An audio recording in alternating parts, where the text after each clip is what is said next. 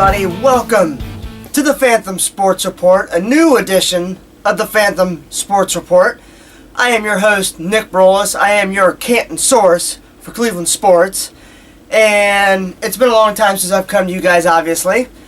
And one thing I want to throw out there before the show goes any further. I had a couple people come up to me and they've pretty much asked me, well, do you have like new information, things like that? No. The reason why I say that is because I'm not one of those guys that I have, connections, within the teams, things like that. I don't have sources, as they like to say in the sports world. This is strictly, pretty much for the most part, an opinionated podcast. And I'm hoping one day that this podcast can lead to me having a job in the broadcasting field. It's why I do it. I went to broadcasting school in 2009, which is, really doesn't mean a whole lot. But anyways, I'm not one of those people that has anything new really for any of you guys to know about. It's all pretty much opinionated. So anyways, I do thank all of you for tuning in and watching the show. And of course, again, my name is Nick Brolis. And since last time I talked to you, a lot has happened with both the Cavaliers and the Indians. A little bit with the Browns. We're not going to get into them today, really. This show is brought to you by my buddies at Cafe 80s.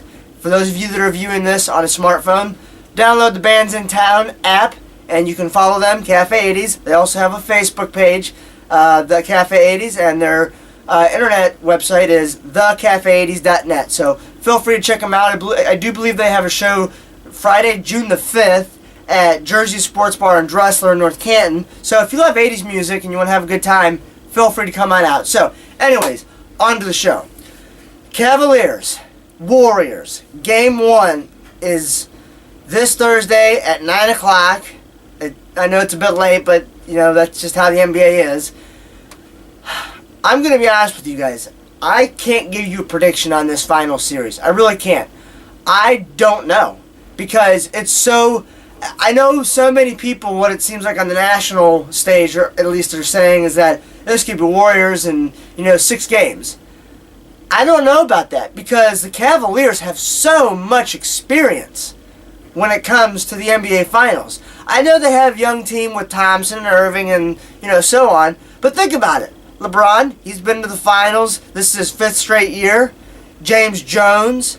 I know some of the guys that have been in the Finals won't be playing, like Marion and so on, but think about it. There's some guys on this Cavs roster that are like, okay, well, I already know what to expect when the lights go on and the stage is, it's going.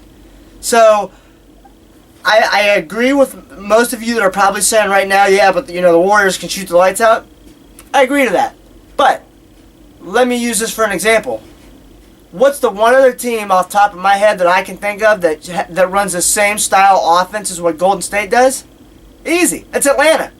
And the Cavs swept them. Am I predicting the Cavs are going to sweep Golden State? Absolutely not. But I think it's going to be one of the best NBA Finals series in recent memory, especially for the people in my age group, because I'm 30 years old. My favorite Finals series was probably with the Jazz and the Bulls. So, anyways, I think this is going to be a heck of a Finals. I think the Cavs are going to really they're going to have to step up their defense big time, especially on the perimeter. And they're going to have to really run the Golden State Warriors shooters off the three-point line. Because we all know, or at least if you don't know, you're going to know right now, is that Golden State absolutely loves to chuck it up from three-point range. So, I don't have a prediction for you. I don't know. I think it's a toss-up, me personally. So, now, switching over to the Cleveland Indians. Yeah, the team that everybody, about a month ago for the most part, said, oh, they're not going to make the playoffs. They're not going to do this. They're one of the worst teams. Now look, they're 6.5 games back of first place Minnesota of all teams. Yeah, Minnesota. The team everybody picked to finish last in the Central. Well, I don't think Minnesota's going to finish at the top of the Central. I still have Detroit winning it. Ladies and gentlemen, 162 games in a season. And you're freaking out 30 games into a Major League Baseball season? 1 month?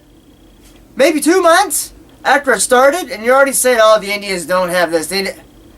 Relax. Just relax. All I'm saying is it's so long of a season and so many things can happen. Really, that's why I've stuck with my guns. I still say the Indians are going to win the wild card and they're going to host the wild card and they're going to win it. After that, it's anything goes, obviously, in the Major League Baseball playoffs.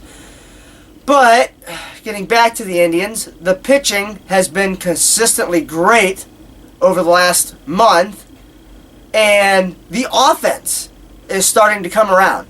Jason Kipnis, I think he had, 51 hits in the month of May? Unbelievable. Unbelievable. Brandon Moss starting to swing the bat better. But how about David Murphy? The guy that so many people, I heard, wasn't even going to maybe even make the team. I was told he probably wouldn't get much playing time if he made the team. Now he's had so many clutch hits. Come on now. David Murphy. He's not an all-star. He's a role player, so to speak. But he's getting the job done when he's asked to. And Michael Brantley, he's being Michael Brantley. Jason Kipnis is having the bounce-back year that I fully expected, and I think it's only going to get better for him. So, we'll see how things roll out, so to speak, for the Indians. They're going to have a June like they had a month of May to get really back in to the thick of things of the AL Central, because it's one of the best divisions in baseball right now.